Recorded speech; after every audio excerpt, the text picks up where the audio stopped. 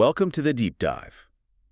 Today, we're cracking open one of humanity's true game changers, the invention of writing. It really is. I mean, this wasn't just some clever trick. This was the moment we shifted from relying entirely on our shaky memory to creating external storage for knowledge. Exactly. And when we look at the earliest scripts, we're basically looking at the foundation of civilization itself. So our job today is to analyze, well, three things. Okay. How this technology evolved, what critical problems it actually solved, and the huge, profound impacts it had on on everything. Okay, so let's unpack this and start in Mesopotamia.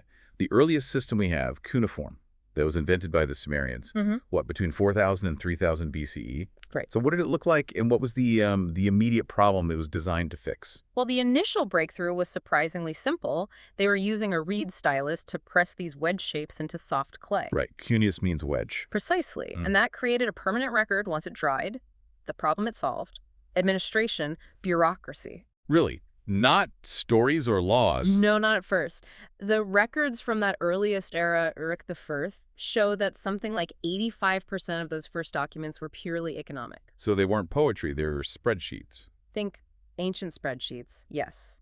Managing temple assets, tracking grain, counting livestock. You just can't run a large centralized state without that kind of tech. But wait, if 85% of it was just paperwork, where did the cultural and spiritual side of writing come from? That's a great question, because you have to contrast that with Egyptian hieroglyphs, which pop up a little later, around 3100 BCE. Hieroglyphs, which means sacred carvings, right? Or exactly. Their whole initial purpose was ritual and religion. They were meant for massive monuments, for tombs. It was a beautiful, complex system of pictures and phonetic symbols designed to last forever on stone. But if they were so sacred and complex, how did they ever get used for, everyday stuff? Because eventually, even priests and officials need speed.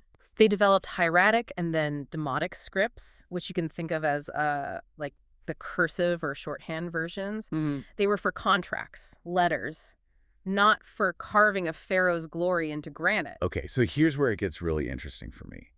The next big breakthrough comes with the Phoenicians, around the 13th century BCE. The traders. Exactly, the maritime traders. They didn't have time for hundreds of complex characters. They absolutely did not. They basically hacked the entire writing system. They took these massive symbol sets from Egypt and Mesopotamia and just simplified them. Down to what? Down to just 22 consonant letters.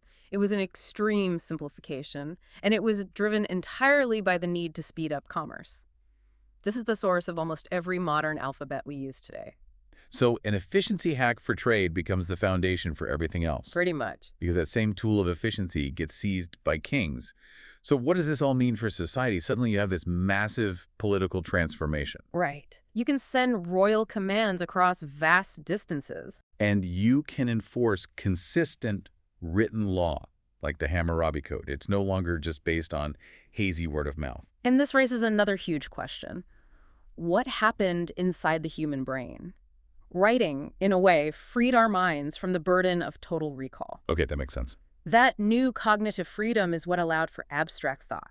You could systematically record complex ideas, which makes fields like astronomy and mathematics, like the Sumerian base 60 system, possible. And it ensures that culture survives. Yeah. Like the Epic of Gilgamesh. The Epic of Gilgamesh, which is 4,000 years old. It also created a powerful new social class, didn't it? The knowledge elite. Oh, absolutely. Literacy was a very specialized skill. So scribes and officials, they gained immense social status because they were the gatekeepers of all this information. If you couldn't read, you were frankly marginalized. Right. The ability to store, to systemize, and to transmit knowledge is really the indispensable tool that moved us past the village level and into empires, from taxes to stars. Today we worry a lot about visual content replacing text. But it's worth remembering that the core power of writing, the ability to convey precise, complex, abstract ideas that can be preserved forever, that's still the key to how we understand time, history, and even our own existence. Something for you to mull or explore on your own.